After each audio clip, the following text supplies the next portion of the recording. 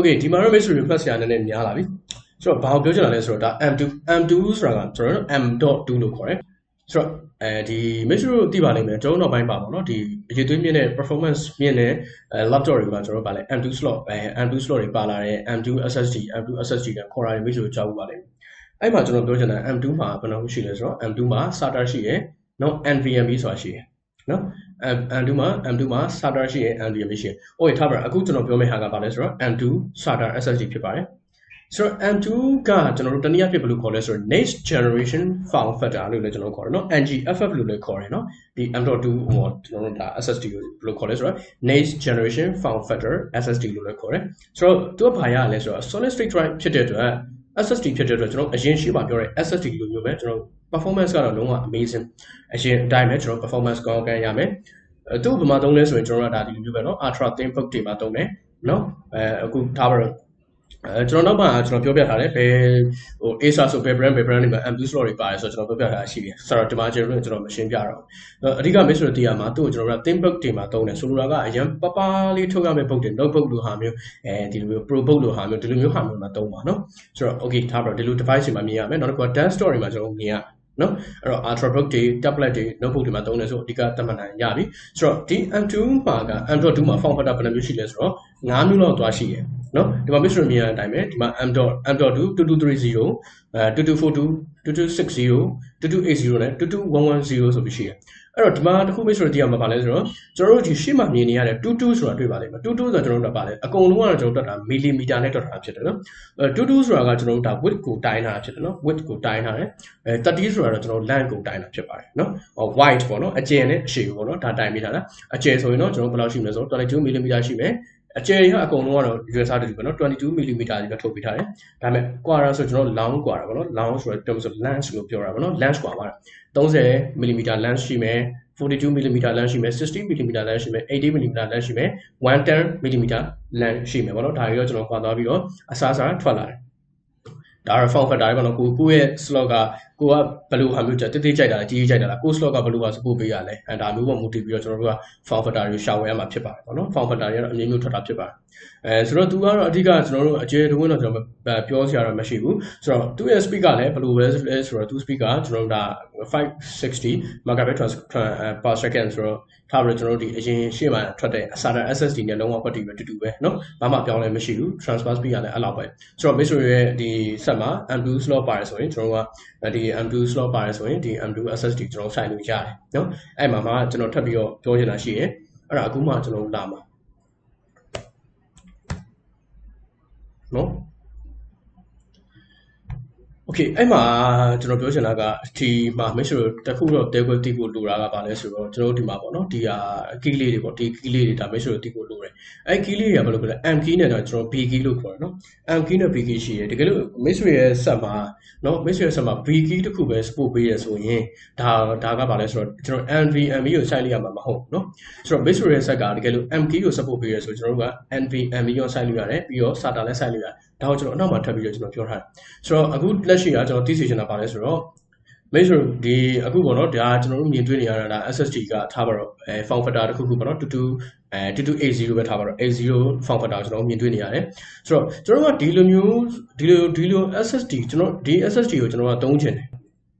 ကျွန်တော်တို့ရဲ့ကွန်ပျူတာမှာ M2 slot မပါအောင်နော်ကျွန်တော်ကွန်ပျူတာမှာ M2 slot မပါဘူး M2 slot မပါတဲ့အတွက်ကျွန်တော်တို့ကဒီပြောမှဆိုဒီလို 2.5 inch SSD လည်းကျွန်တော်မဝယ်ခြင်းဘူးเนาะမဝယ်ခြင်းတဲ့အခါကျကျွန်တော်ဘယ်လိုလုပ်လို့ရလဲဆိုရင်ကျွန်တော်မှဒီလိုမျိုးဒါတော့ကွန်ပျူတာလို့ကျွန်တော်ခေါ်တာပေါ့เนาะဒီကွန်ပျူတာကိုကျွန်တော်တို့ဝယ်လို့ရတယ်ပြီးလို့ရှိရင်ဒီကွန်ပျူတာမှာကျွန်တော်လာပြီးပါလုပ်လို့ရတယ်ဆိုတော့ဒီ M2 slot ပေါ့เนาะဒီ M2 SSD ကိုကျွန်တော်ဒီကွန်ပျူတာမှာလာစိုက်တဲ့အခါကျရင်ဘာဖြစ်မလဲဆိုတော့သူကဒါကျွန်တော် 2.5 form factor ကိုပြောင်းသွားတယ်เนาะတကယ်လို့ mystery external အနေနဲ့သုံးနေတယ်ဆိုလည်းရတယ်လीเนาะဘာဖြစ်လဲဆိုတော့ကျွန်တော်ဆိုဘာနဲ့သုံးလဲဆိုတော့ကျွန်တော်ဆို USB to ဟို SATA เนาะ SATA USB လေအဲ့ဒါရှိရလေအဲ့ကောင်လည်းကျွန်တော်တွဲပြီးသုံးလဲဆို external SSD တခုအနေနဲ့ကျွန်တော် storage device အနေနဲ့တခုနဲ့သုံးလို့ရတယ်ဆိုတော့ဒီမှာ mystery ပြောချင်တာကျွန်တော်ဘာလဲဆိုတော့ဒီ SSD small ပေါ့နော်ဒီ22 mm 2280ကနေဒါမှမဟုတ်လည်း32အဲ့လိုမျိုးထားတော့အစားစား form factor အနေနဲ့ကျွန်တော်ဘယ်လိုသွားလို့ရဆိုဒီမှာเนาะ2230 2242 2260 2280ထိကျွန်တော်အကုန်လုံးကိုကျွန်တော်ဒီလိုမျိုး 2.5 inch အနေနဲ့ပြောင်းလို့ရတယ်ဆိုတော့ကျွန်တော်သိစေချင်တာဒီမှာလေ2.5 inch ပြောင်းလို့ရတယ်เนาะ ပြောင်းမယ်ဆိုတော့ကျွန်တော်ဗာလဲဆိုဒီမှာဆိုမိတ်ဆွေမြင်ပါလိမ့်မယ်ဒီမှာ15ပင်နော်15ပင်ဆိုကျွန်တော်ဘာမှမထူကျွန်တော်အရင်ကကျွန်တော်တို့သုံးခဲ့တယ်ဒါ HDD ဆိုလည်းဟုတ်တယ်နော်ပြီးတော့ SSD ဆိုလည်းဟုတ်တယ် 2.5 inches form factor လေ15ပင်က power ဒီမှာ7ပင်က data အဲ့တော့ data ကျိုးကို data slot မှာထိုးမယ် power ကျိုး power slot မှာထိုးမယ်ပြီးတော့ဒီ SSD ကိုကျွန်တော်တို့ဒီမှာလာစိုက်ပါဒီ notch တွေမှာလာဆိုင်ပါဆိုတော့ mixer အခုမြင်နေရတယ်ကျွန်တော်တို့ဒါ tower PK ဆိုရင်ဒါ SATA ကို support ပေးတယ် SSD နော် SATA ကို support ပေးတယ်SATA တစ်ခုပဲ support ပေးတယ်တကယ်လို့ M key ဆိုမှကျွန်တော်တို့ကဒါ SSD မှာကျွန်တော်နှစ်မျိုးလုံးစိုက်လို့ရနော် SATA ရော NVMe ရောစိုက်လို့ပါဖြစ်ပါတယ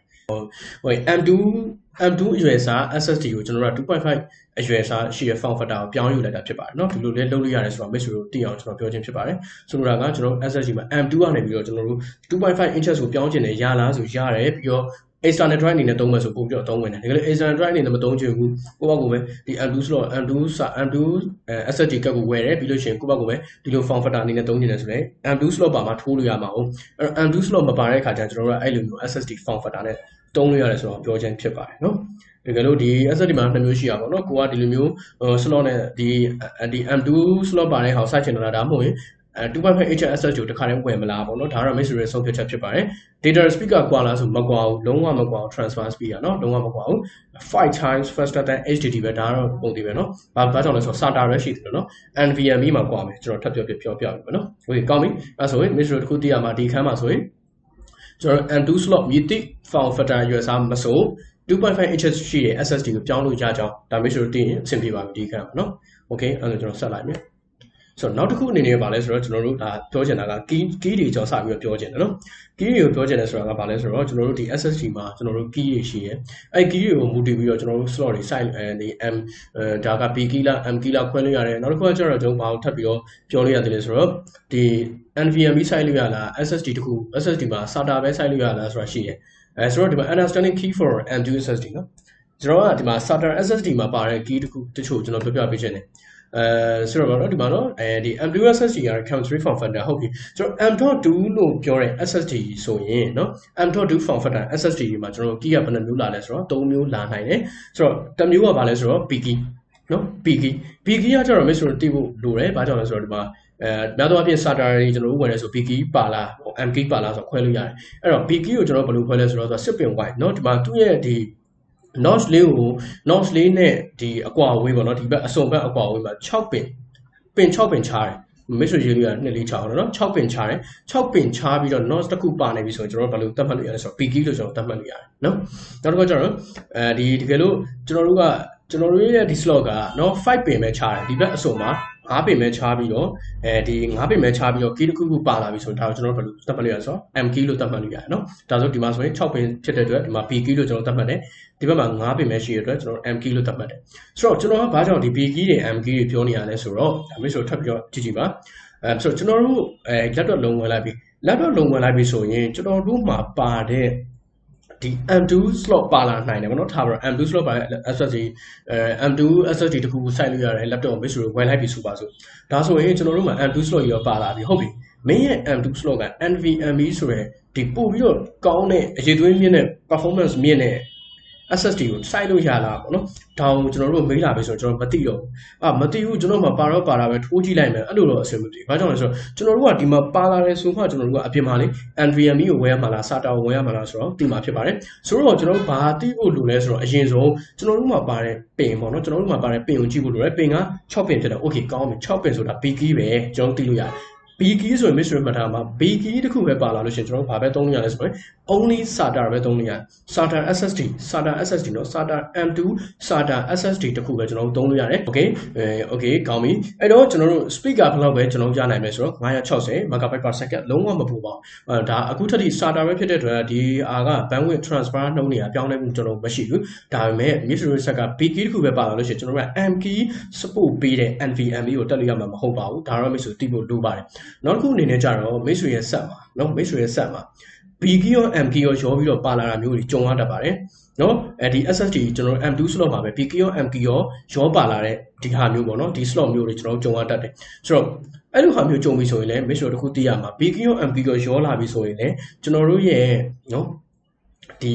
slot ကလုံးဝ NVMe ကိုတက်လို့မရပါဘူးနော် SATA only ပဲသွားပြီးတက်လို့ရမှာဖြစ်ပါတယ် SATA support ပေးရဟာပဲတက်လို့ရမှာဖြစ်ပါတယ် ဆိုတော့ကျွန်တော်ဒီမှာတစ်ခုပြချင်တာ SATA ဆိုရင်ဘယ်လို form factor လာလဲဆိုရင်ဒီမှာနော် SATA ဆိုဘယ်လို form factor လာလဲဆိုဒီလိုလေးလာပါလိမ့်မယ်ဒီလိုအကွဲနှစ်ခုလေးနော် notch နှစ်ခုနဲ့ပေါ့နော်ဒါပြောမယ်ဆိုရင်ဒီ notch နှစ်ခုဆိုတာကဘာကိုရင်းညွှန်းတာလဲဆိုတော့ P key နဲ့ M key ပေါ့နော် P key ဆိုရင် Mr. မြင်နေကျွန်တော်6 pin ရှိမယ် M key ဆိုရင်ကျွန်တော်5 pin ရှိမယ် okay SATA ဆိုရင်ဒီလို form factor နဲ့ကျွန်တော်လာမှာဖြစ်ပါတယ်